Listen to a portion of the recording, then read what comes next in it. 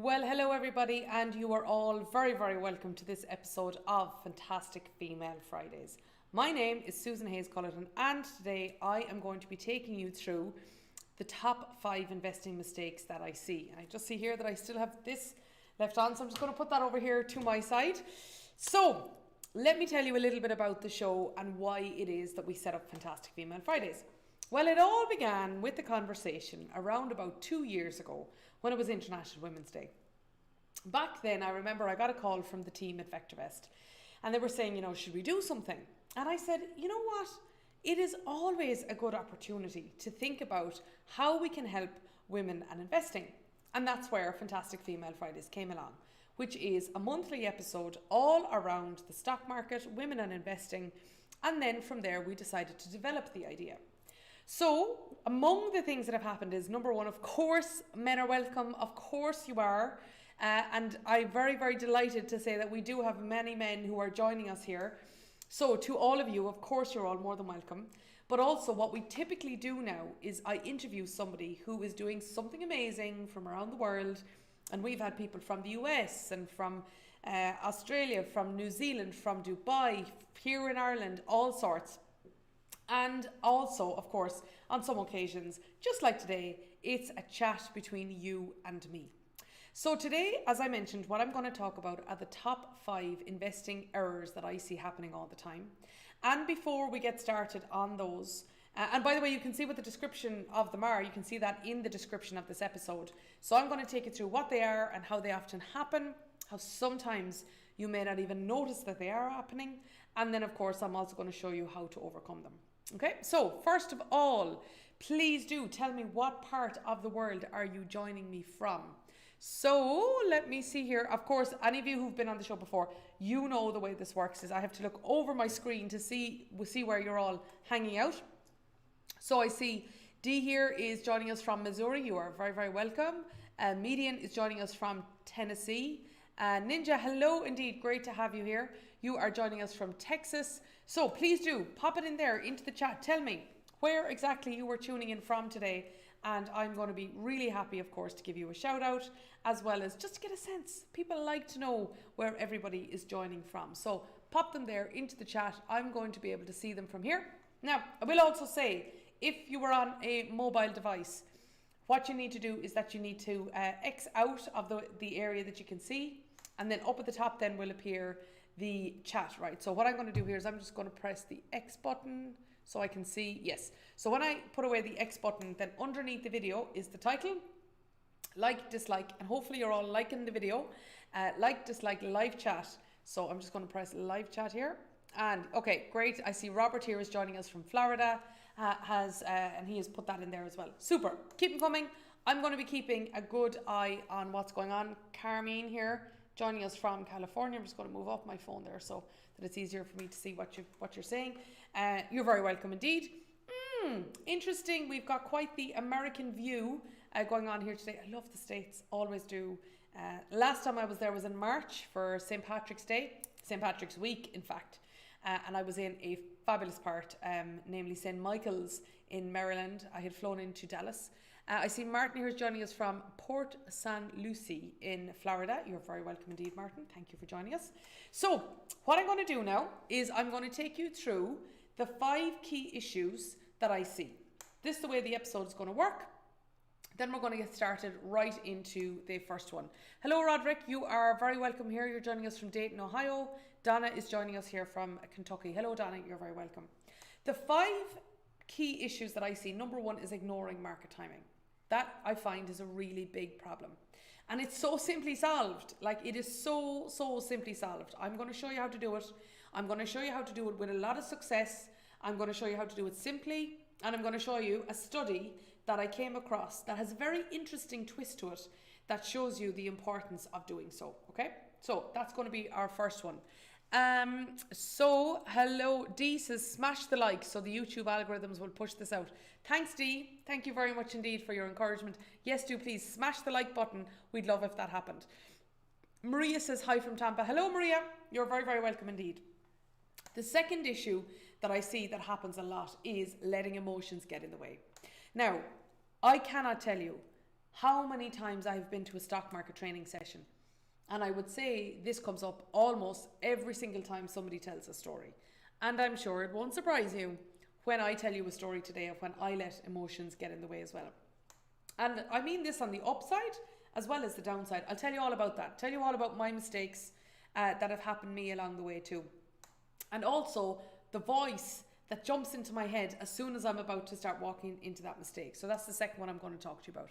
I see Clay here says hello from Ohio. Hello Clay, you're very, very welcome indeed. Delighted to have you here. The third one is actually something that I learned from a guy in VectorVest, and I learned this from him in 2014, and it is really a simple thing, but it's actually helped me see very clearly around, it's helped me see decisions, it's helped me see the information that I needed to see very clearly and to make decisions very helpfully. There's a quick kind of a super tool that's on VectorVest to show you how to do it, but you don't even need VectorVest to apply this one. But I'm going to show you that as well. So I've been using this one now for 8 years. It's one that people very, very rarely talk about. I'm going to share that with you as well today. And the fourth one is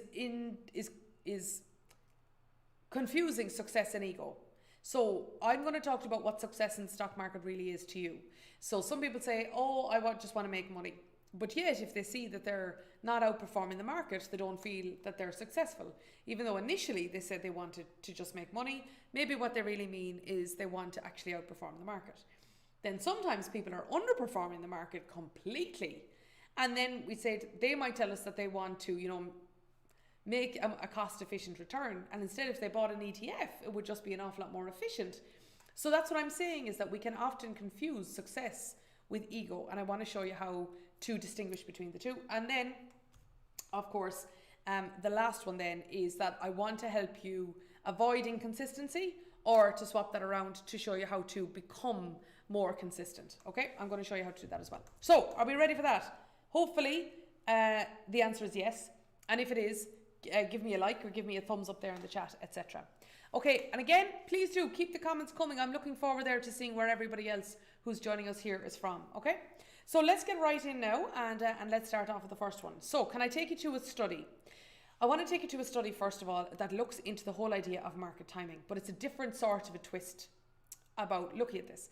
Ordinarily, when people like me talk to people like you about market timing, we assume you're operating off either a certain amount of money, a certain amount of a lump sum capital, or the balance that's in your account. Or the second thing that people like me, when we're talking to people like you, assume is that you have got a growing amount, that you are consistently adding to it. You are what we might call a regular investor, or you're somebody that's putting money in as you go. Hello, Rhonda. Rhonda's joining us here from Toronto in Canada. Hello, Rhonda, you're very welcome.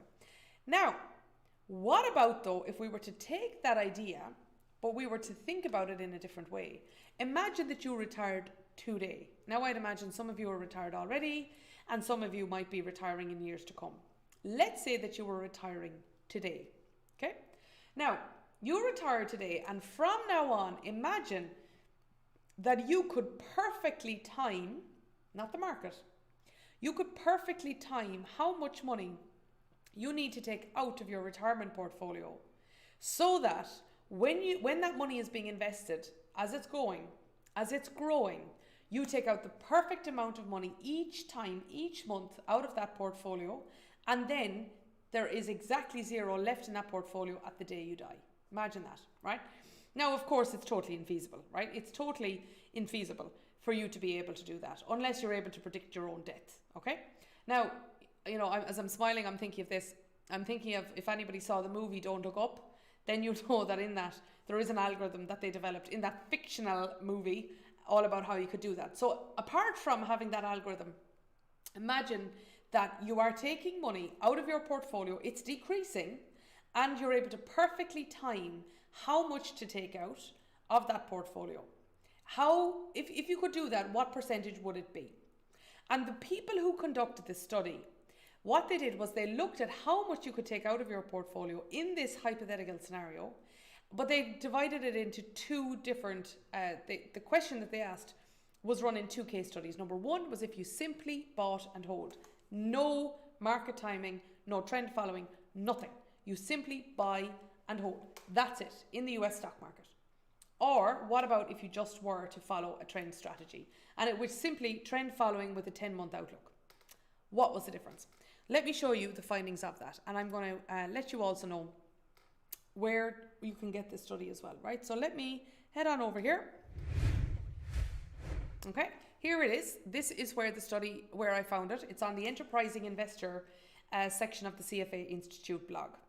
Also, before I go any further, I need to tell you this as well, is that if you want the follow-up email, which I send out every single episode, and it's also sent out to everybody who's on this mailing list, you will know about this show and my other show, ESG and Tech, which is happening next Wednesday night. Please do go to vectorvest.com/FFF. The F's are, of course, standing for Fantastic Female Fridays. Nadar is joining us from Egypt. Hello indeed, Nadar, and it is a delight to have you here. Now, I'm going to scroll on down here. Okay, thanks guys. I see the guys there have just put the link into the chat. Let me just scroll down here, and this is the scenario. The scenario is this. There is a perfect withdrawal rate. The proportion of the retirement fund an investor would need to withdraw each year, sorry, I said month, I meant year, to exhaust the fund at death, assuming the perfect foresight of investment returns to determine the historical decumulation experience. This is my point, is that ordinarily we talk about growing your portfolio, or we talk about having a solid lump sum in there. This looked at decreasing, decumulation. So the hypothesis was applying a simple monthly trend following rule to any series of return would reduce volatility and maintain or increase returns over the long term and reduce sequence risk. So sequence risk is not what happens, but when it happens. What if you have a really bad sequence of returns? Then that's going to have a different impact than if you have a sequence of returns that have got some upside in the meantime. So look at what the findings were. Look at this. Here it is down here. The 10-month trend following strategy markedly improved investor outcomes. Around 90% of the time, it produced perfect withdrawal rates that the equivalent, greater than the equivalent buy and hold equity strategy, and at low levels of the probability distribution. So that means on also some other rare occasions, PWRs were almost double. In other words, 90% of the time, the amount that they could withdraw in this perfect withdrawal rate was at least the same, and most of the time was higher, but on some occasions the PWRs were almost double.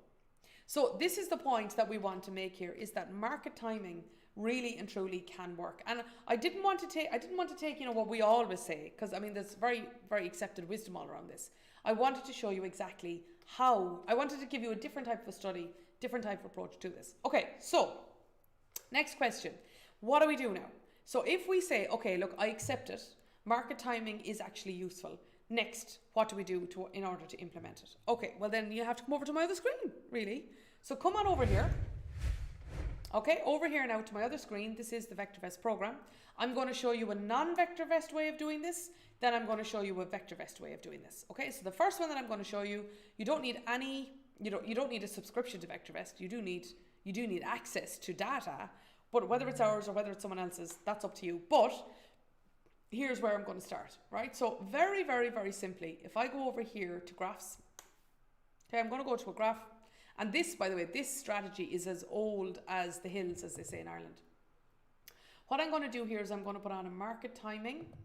Okay, I'm going to create a market timing graph, and I'm going to take off the market timing indicator. So this is quite simply what you can see here in the background, okay? What I'm going to do there now is I'm just going to change the style, and I'm going to make it, okay, yeah, no, that's okay. Okay, so I think you can see, I'm looking there, yeah, I'm looking there pretty well. I can see that you can see what I'm showing you. Right, now, here is a very, very, very simple market timing strategy. Now, it is as old as the hills. Most of you are going to know it.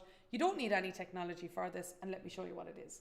I'm going to add a parameter in here, and what I'm going to get is, I'm going to get a moving average of simply the market, right? That's it. Now, the market that I have up here is the VectorVest composite. I'm using the VectorVest composite as a proxy of the market in the US.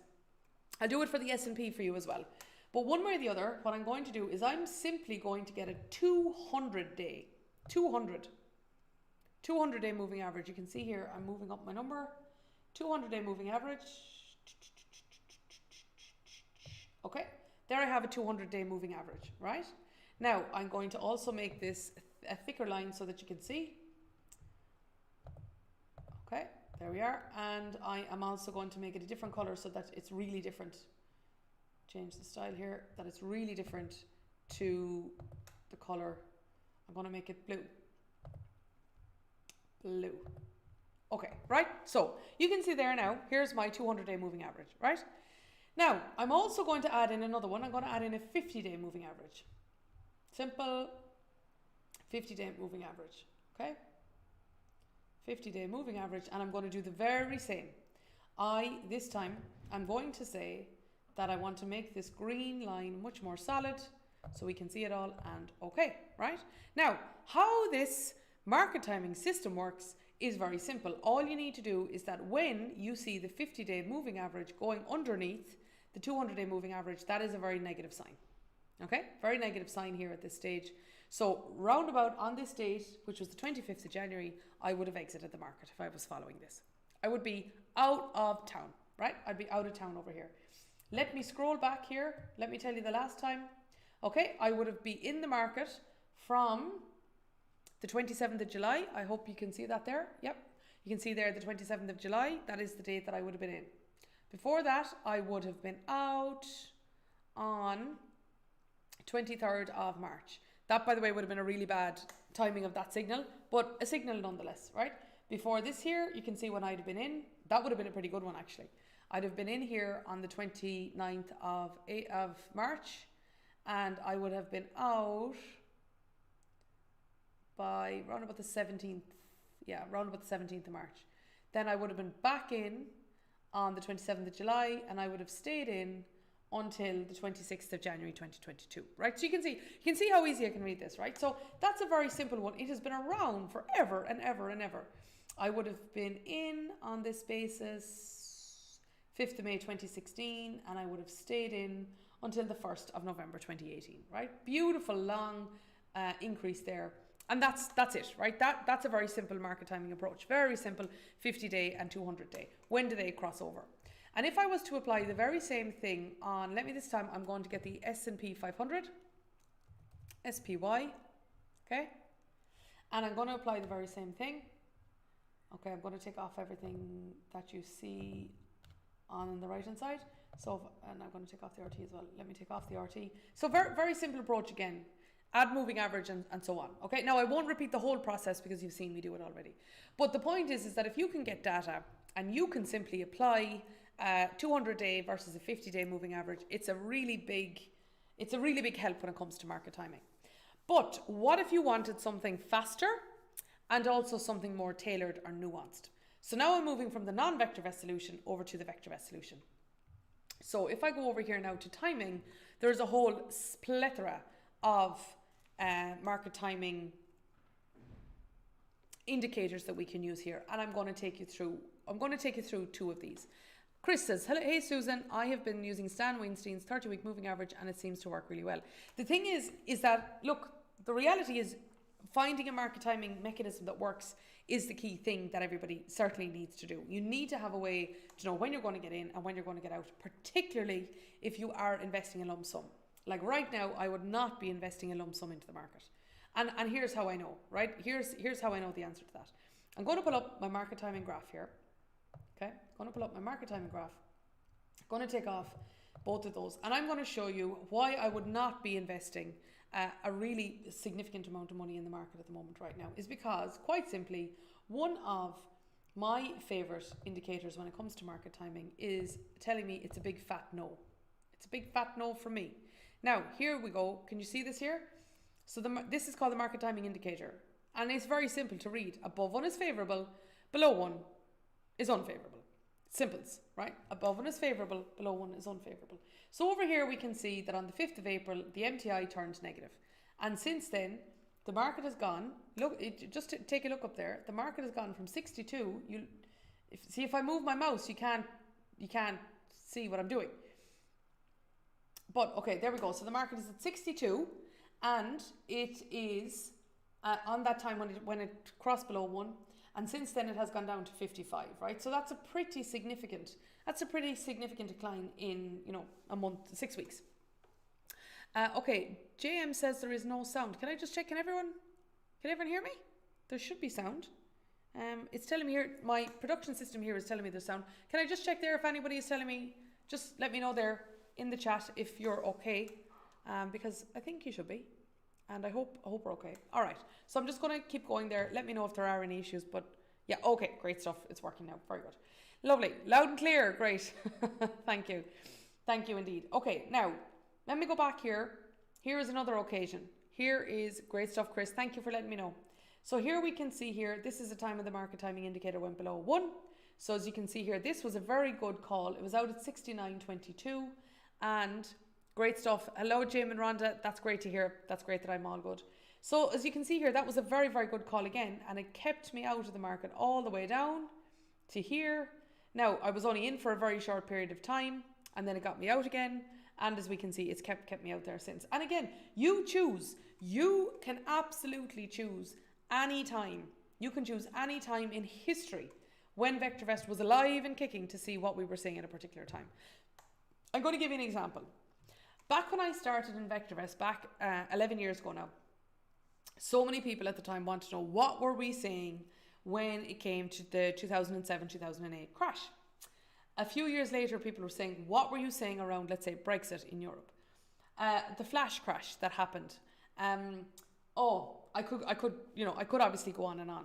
Of course, now what people are saying is, what were you saying around the time of the start of the pandemic? And I can tell you, right? I can tell you off the top of my head if you want, but sure, that's no good, is it? Let me go back and see. So what I'm going to do is I'm going to scroll back my graph here. Let me go back to this exact time. This exact time. There you go. On the 24th of February, it was actually, I remember our CEO saying it was the best call that VectorVest had ever made in terms of market timing. You can see there that it was on the 24th of February, the MTI had indeed crossed 1. That was when it said. And when did it get back in? On the 8th of April. Now it was choppy for a while. And then on the 18th of May, it was in and staying there for quite a significant period of time. So you choose. If you want me to go back to September the 11th, back in 2001, I can do it. Yep, there you go. I can go back and I can do it. I can do it for you. No problem. On this occasion, actually, that's 2011. I'd have to go back further. You know what I mean? Is I can go back and I can go back and I can go back. So you can see how the market timing indicator works. Some of you will want something faster. Some of you might be more active again and you might want something faster, and that's fine. I can get that for you. No problemo. And that is here. I can simply go to the color guard and I can look at the, let me go to the color guard. So the color guard has them all here together, and I can read the market pretty well from this color guard here. Pretty well I can see. Okay, so for a start, it's pretty red and yellow, as you can see here, isn't it? Like, I can see lots of red and lots of yellow. Red is bad. Red is keep out of the market unless, of course, you are thinking about shorting. Yellow means either that the market it's reversing or it's weakening a trend. Right now, over here, we can see that the trend is down. Then it looked like the trend might have been weakening on the downside. So before we were showing green that it was moving to the upside, we were just waiting to see if the market would sort itself out. It didn't. So then we move over here then instead to the red. So instead what happened was the market continued to fall, which it has done, and now we have some more yellow lights. But what happens here is that you can see the RT and the BSR. So the price is, in comparison, the price of the market day over day and week over week, what's going on. If it's red, it means day over day and week over week, the market is down. If it is yellow, it means that's in disagreement. It means the price is up day over day and down week over week, or the opposite. And then, of course, if you see a green light, that means that it's up day over day and week over week. So this is what we call the color guard, because the color guard tells us on a daily basis what we should actually be doing. And in particular, if I go to the home page, this here, the market timing gauge, is a very simple tool to help me navigate my decisions, market timing decisions on a daily basis. Right now, the color guard says VectorVest does not advocate buying stocks at this time. That's it. That's it. That's all I need to do in terms of market timing. And this is very much on a daily basis. That color guard will update on a daily basis. Often, if you have got real time, like I have, it can actually update itself even more often. But that's what you need. You need a definitive way in which you're going to make decisions. So, now I'm going to move on to my second one, but let me just summarize before I go on. The biggest issue here is if you don't have a plan at all for market timing. I showed you the study that has a different type of a twist on it that points out the importance of market timing. I could point to an array of studies that points out towards the importance of market timing. A simple non-VectorVest requirement at all in order to move forward that you might want to consider if you're not part of our community is the 50 and 200 day moving average. But it is quite slow. But I wanted to give you something that everybody could go and look for if they wanted. If you are going to then instead look at VectorVest, there's an array of them.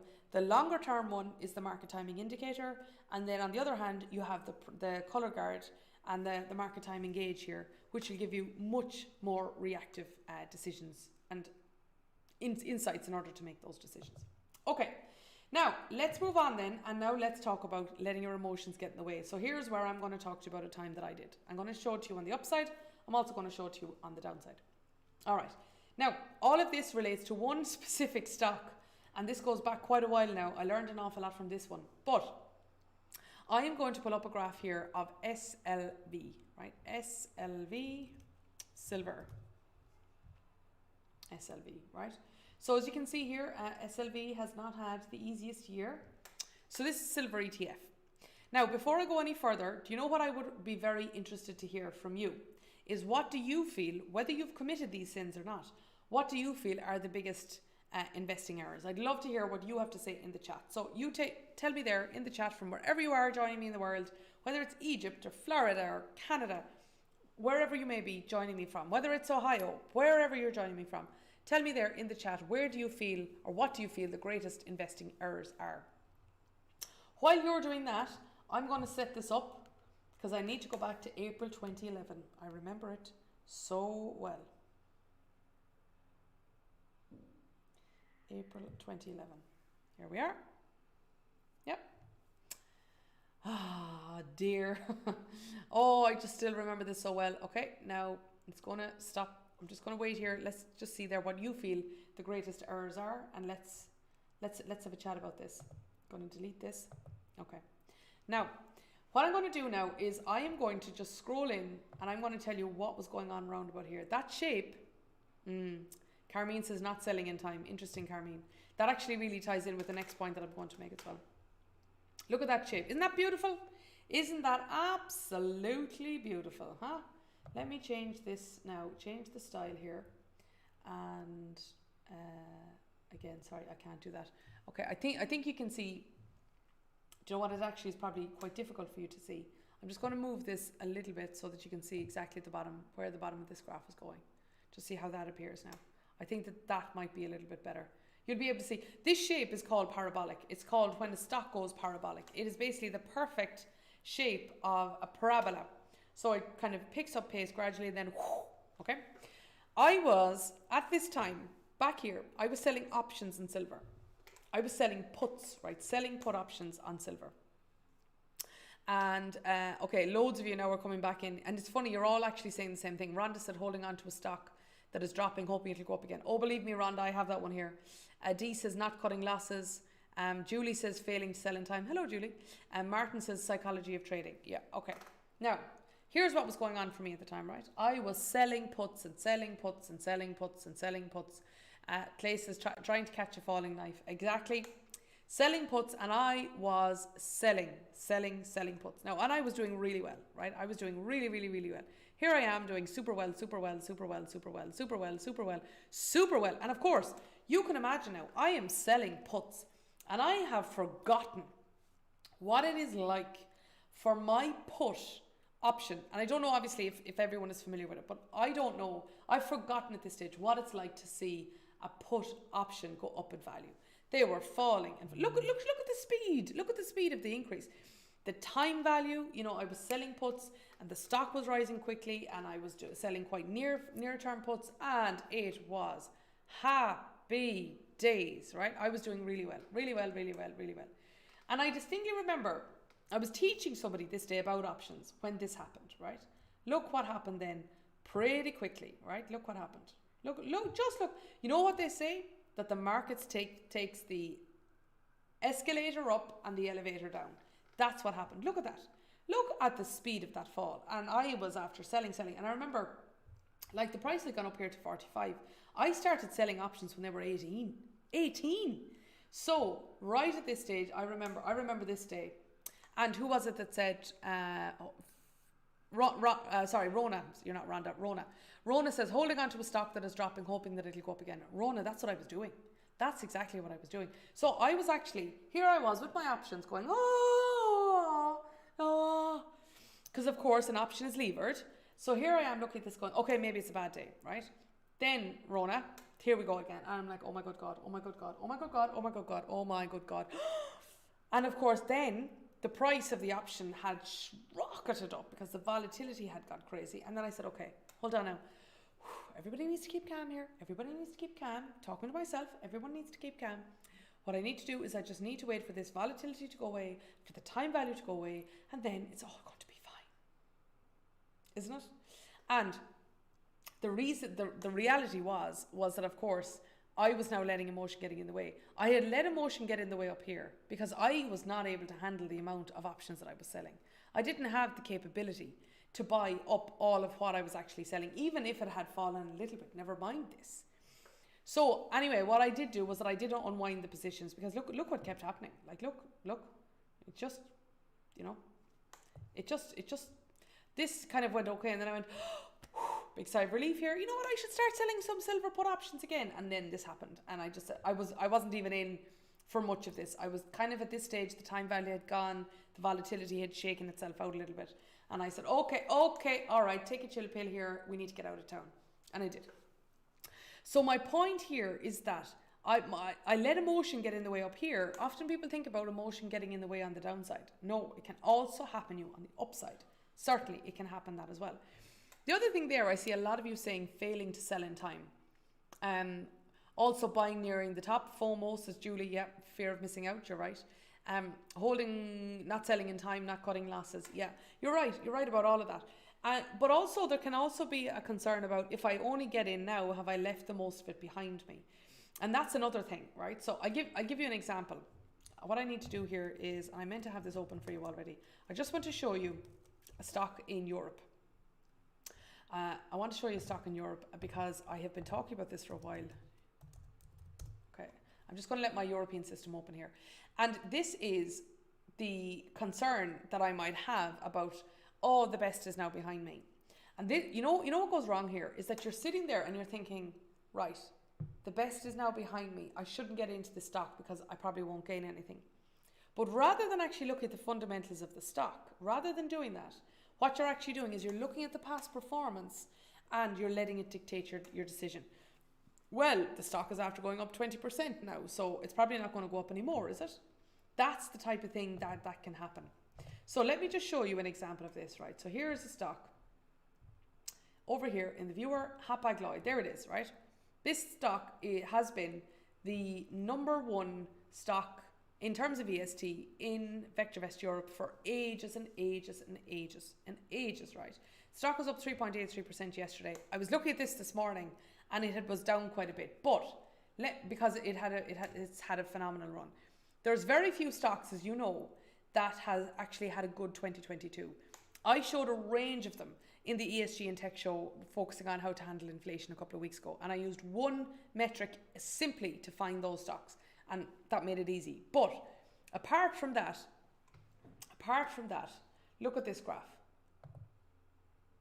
Look at this graph now. Hapag-Lloyd. Right? Now, look, I'm going to show you this graph from two different perspectives. Yeah. Okay. This is one where you're simply looking at the change in price, right? Let me extend it out, right? Here's one. Like, I can keep going here for you. I can keep going as long as you want, right? So, here, if I just go a little bit more. So I could say that I'm going to bring this out just a little bit more. There we are. All right. Now I could say here that I should have bought that stock at 55, right? And then it's up here. Now, it's at 100. Like, it's at €100 at this stage. That stock was at, on the 12th of October, was at €50 a share. It's now by the 5th of February 2021, it had doubled, right? It's at €100 a share. Now, you might say, I've left the most of it behind me. That stock today is trading at 428. 428. So, of course, you could say, and of course, by the way, let me just show you what that graph was looking like at the time. You could say, the best of this is behind me. And anyway, look at the big drop that it's had. And then I keep scrolling. Okay, and then, now definitely, the best is behind me. But look at what I'm doing. I'm not telling you I'm not analysing this. I'm not looking at the fundamentals. I'm not doing anything of the sort. All I'm saying is that I've definitely missed it now. The stock has doubled since this time, which is the 28th of September 2021. Doubled since here. And this had doubled since the 9th of February, and that had doubled since September 2020. So there is pure fallacy in saying, the best of it is behind me, simply because a stock has changed in price. Now, here's what I have been doing when it comes to this one, is looking at a beautiful indicator, which we all know in the VectorVest community, which is VST. And VST I pointed this out here. This has been one of the top stocks in terms of VST back since the 16th of December 2020. Back since then. Now, here is a totally other lens to look at this position. Here I am now, the stock's $100, €100, okay? €100, I can see the VST is still very high. Now, where are we at here? The stock is at 150. The VST is still very high. The stock here is at €189.40. The VST is still high and getting higher. The stock now is at €202. The VST is really high. Okay, do I need to keep going? Do I actually need to keep going here? The VST is what would be somebody's guide. And look at that graph. That is not falling. That is not saying the best is still behind you. You see? That's what I'm talking about.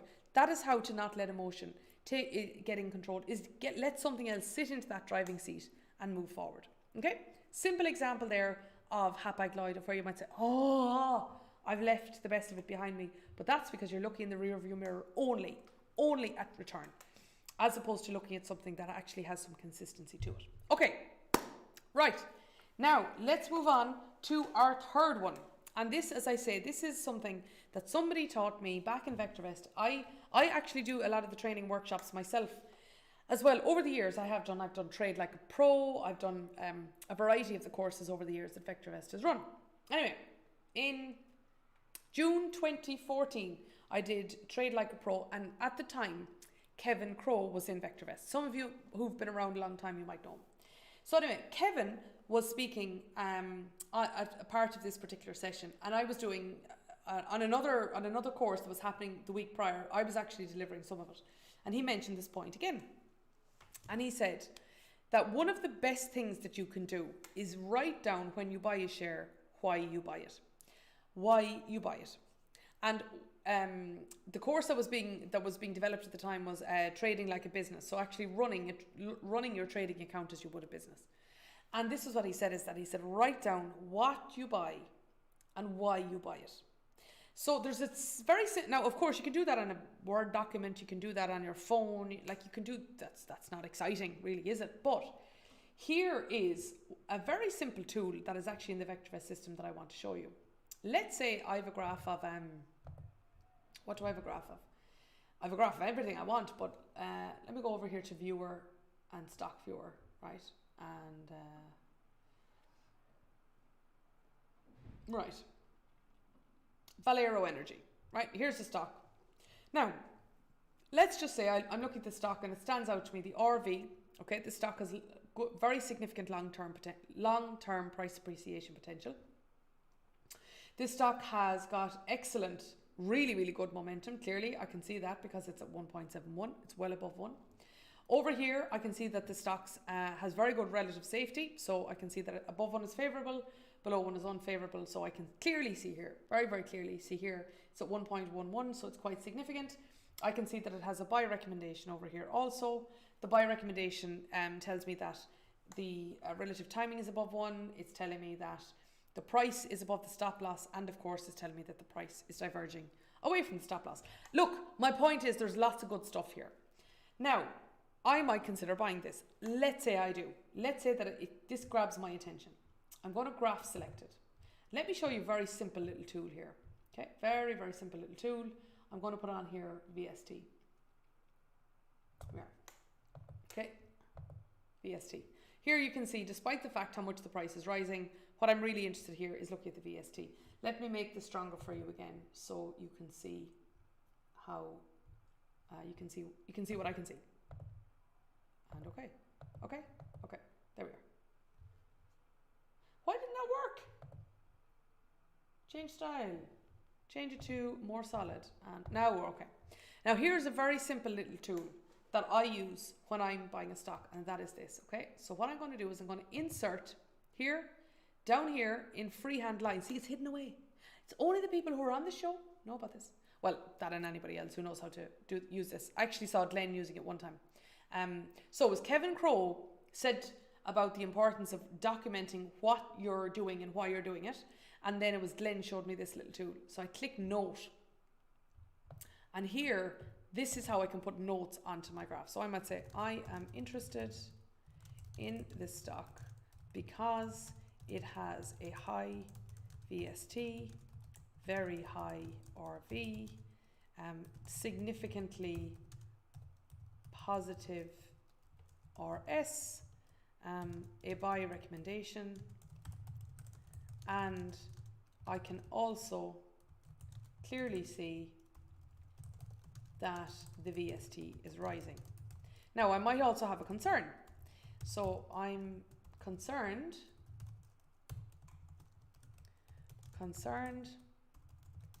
that the stock has been falling from its high, but notice that the candlestick today is green, so perhaps the buyers are now back in the driving seat. Okay, now let's say then something happens and I'm feeling emotional and I'm going, oh my God, I need to get out of this. Or else I'm saying, okay, buy everything. I can now go back and I can actually look at my analysis here and I can say, is this still the case? Is this still the case? And if it's still the case, what has changed for the reason that I bought it in the first place? Or alternatively, if we go over here, like let's say if we take Rona, your point, holding on to a stock that is dropping, hoping that it'll go up again. Every day you hold on to a stock, of course, is a day that you don't buy something else. So by you holding on to a stock, then you are ultimately making a decision to keep the stock as well. I'm going to delete this here. So that is another very, very, it's like just making decisions based on whether it's emotion or whether it's very, very recent information or changes. It's very, very helpful just to go back and document why is it that you're buying a stock and what is it that you can do then, or not what can you do, but how is that influencing your decision? Okay, that is point number 3 that I wanted to talk to you about today, which is not remembering why you bought a stock in the first place, and then you're left there and it's falling. It's like, oh, do I keep it? Do I not? Do I keep it? Do I not? And whereas instead, if you actually know why you bought it in the first place, you can go back to that. The other thing I have to say, like I've seen so many people over the years ask, have you got a recommendation or whatever? And loads of people have asked that to Dr. D. They've asked that to all of us who've been standing on stage for VectorVest over the years. All of us have got that at some stage. And I always say, comes back there again to what some of you were saying to, let's say, Julie about failing to sell in time. If I was to give you a recommendation and you have absolutely no idea why I'm giving it to you except that it's me, apart from me just saying I would pick that stock, I'm going to pick that stock is the one for you. If I was to do that and you were to never see me again, how would you know when to sell? How would you know when to sell? Well, you mightn't. In fact, you might just do as Julie says, you might fail to sell it in time. And in fact, you might see me 6 months later and it might say, absolutely, anybody who has that stock, sell, sell, sell. No way, no way, no way, I wouldn't have that. And I've often seen people in that scenario as well, where they might have heard somebody recommend a stock in April and then they would not recommend that stock in October. Are they, a fake? Well, often not. Things have changed perhaps in that period of time. they may well have changed. So unless you have your own set of criteria, unless you know yourself why you're picking a stock, and thus then, as Julie says, when to sell, then you're going to be reliant. You're going to be reliant on an awful lot of luck and chance. So that's what I would say is know why you're buying it. Know yourself how and why you're buying it. And then after you know that, next from there, then decide when you're going to sell. All right, number four. The number four issue that I see is confusing success and ego. All right, okay. Now, I'd love to hear in the chat. Tell me, what do you feel success in the stock market is? What is success in the stock market? I'm going to have a look here. What do you feel success in the stock market is? And I don't want to put words in your mouth by telling you what I think it is, but you just tell me there. What do you think? What is success in the stock market? You tell me. I'm going to top up the lipstick because I can. What is success in the stock market? Let's just see what you have to say here. And while you're answering me, I am going to run a test over here. Okay, I'm going to run a test. This is based on something that I saw that I was asked to present on quite recently. I just want to show you the impact of this. Okay, so what does success mean in the stock market? Let's just see what you have to say. And I'm going to go to Unisearch. Okay, making money, says Julie. Okay. So is making money, is it a certain amount? Is it simply being profitable? Is it, making money, making a sufficient amount of money or sufficient percentage of money in comparison to the risk that you take in order to get there? Is it to make a greater percentage than on deposit? Is it to beat the market? Because they all could be examples, right? Now, here, let me take you through something that I was presenting on recently, and I just want to talk to you about the different measures of success, right? I'm back in Europe, okay? I'm back in Europe, and I want to show you the market timing graph here for back in 2020. Okay, so this was an example of a time, here we go. This was an example of a time when market timing, back here the 3rd of November, where you might be considering bottom fishing, right? This could actually be a good time to be bottom fishing, because we can see here that the market had come off a pop. Generally a good time to see. Now you can't see that because I am in the way. Now let me go again. While I'm just doing that, Chris says, I was having such a hard time making money until I actually learned how to be a really good loser. After that, the winners really seemed to take care of themselves. Interesting point there, Chris. Very interesting point. JM says, for me, it's to beat the SPX performance. So SPX is the S&P 500. Okay. So, right, here we are. Just come off a top here. Randy says, consistent growth, avoiding big losses. Okay, Randy, I'd say you're a comfort index sort of guy. You strike me as a comfort index sort of guy. By the way, for anyone who's not familiar with the comfort index, it is a stock's ability to withstand severe and or lengthy price declines. Right, so to go back here now again. Here we go. We can see that the market here has just come off a bottom, right? We can see here. Now, you don't know that, of course, for the moment, because what you're seeing is this, and then you can see a little bit of a leveling off. So what I'm going to say here is I am going to go back as far as the 3rd of November, and right here is where I can see that we've come off a bottom and that we're starting to stabilize. And what I'm going to do here now is I just want to ask how you're feeling right now. Because how you might be feeling is like, here the market is after falling. Do you know what? Actually, I just want to get out of here. I just want to get out of here. And I just want, if I have money, I want it to stay that way. I want to keep the money that I have. That's the way it might be. And then success for some people at this point is simple capital preservation. Simply capital preservation. So instead it might be, well, I want to get back in, but I want to just gain access to the stock market broadly. And in that case, an ETF is a great way to go. Simply buy, in this case it's Europe, buy any of the European indices, right? Any of the Euro stocks, any of them will do the job. But let me show you what would happen if you were to actually apply this. Now, here's the length that I'm going to apply it. I'm going to apply it from the 3rd of November right up here to the 7th of January. Right, 7th of January, I'm going to bring it here all the way over. And then the 7th of January is here. So 7th of January, I'm just going to hold on to it for, 8-ish weeks, right? So you're now saying either capital preservation or I just want to make money and it would be great if I could do what the market did. Great. Let me pop on over here to Unisearch and I'm going to show you a bottom fishing strategy. The bottom fishing strategy is bottoms up. And I won't get into the detail of what it is, but it's a strategy that is particularly looking for stocks that have been particularly beaten down in a market timing scenario where that's now on the rise.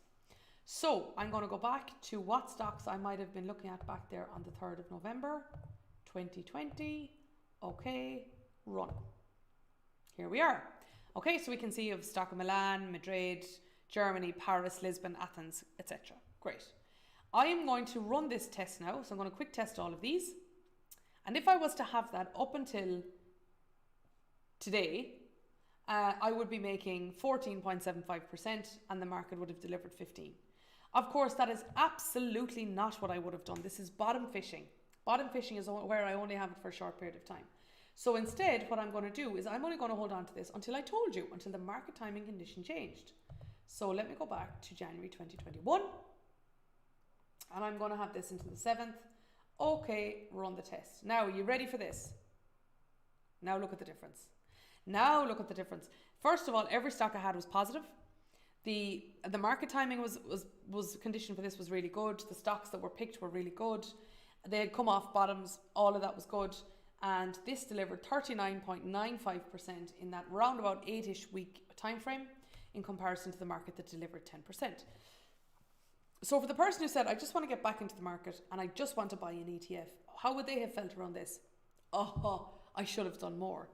The point I'm making to you is either if you are going to be somebody that's more active, you're going to be looking at market timing, maybe you're going to be looking at the colour guard, you're going to be looking at strategies like this where you're in for a shorter period of time, you're going to be more aggressive.